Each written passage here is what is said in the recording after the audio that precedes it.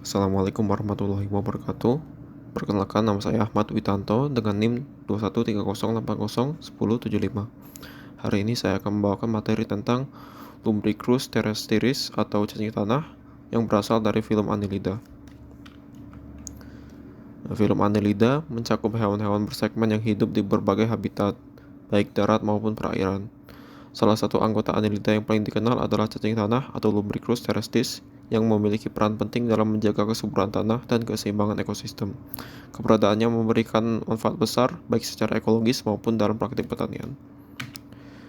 Lumbricus terrestris adalah spesies cacing tanah dari kelas Oligochaeta yang hidup di tanah lembab dan kaya bahan organik.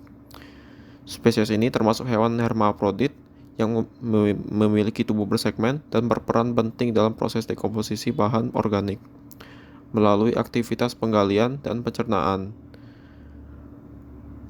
Lumbricus terrestris membantu sirkulasi udara dan air dalam tanah serta mempercepat pembentukan humus. Cacing tanah memiliki beberapa karakteristik di mana pada morfologinya tubuhnya berbentuk silindris panjang dan bersegmen yang disebut metameter. Kemudian warna tubuhnya yang kemerahan atau coklat keunguan. Kemudian memiliki klitelium, yaitu bagian penebalan tubuh yang berwarna lebih terang dari yang berfungsi dalam reproduksi. Panjang tubuhnya mencapai 20-25 cm dan tidak memiliki kerangka ataupun anggota gerak, tetapi memiliki rambut-rambut halus atau setae pada setiap segmen untuk bergerak. Berikutnya dalam sisi fisiologinya, di mana sistem peredaran darahnya ini bersifat tertutup dan memiliki 5 pasang jantung semi pompa. Ia juga bernapas melalui permukaan kulit yang lembab. Selanjutnya dalam segi reproduksinya, di mana cacing tanah bereproduksi dengan cara hermaprodit, yaitu memiliki organ reproduksi jantan dan betina, namun tetap melakukan kopulasi silang. Pembuahannya terjadi di luar tubuh melalui kapsul telur yang dihasilkan oleh klitelium. Keberadaan dari Lumbricus terrestris atau cacing tanah ini telah dikenali sejak zaman kuno. Ahli biologi terkenal, Charles Darwin, mendedikasikan sebuah buku berjudul The Formation of Vegetable Mold Through the Action of Worm tahun 1881 yang menyatakan bahwa cacing tanah adalah pembajak alami yang sangat penting untuk kesuburan tanah. Sejak saat itu, studi ilmiah terhadap cacing tanah ini berkembang pesat dalam bidang ekologi tanah dan agronomi.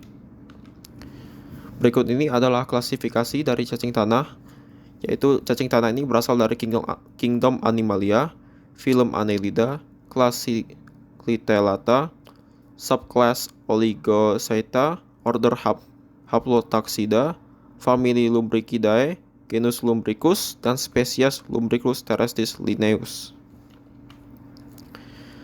Dan berikut ini adalah manfaat dari cacing tanah itu sendiri, di mana memiliki manfaat dalam bidang ekologis, di mana ia dapat meningkatkan kesuburan tanah melalui proses pembusukan bahan organik, kemudian memperbaiki struktur tanah karena lubang yang dibuatnya itu memperlancar sirkulasi udara dan air.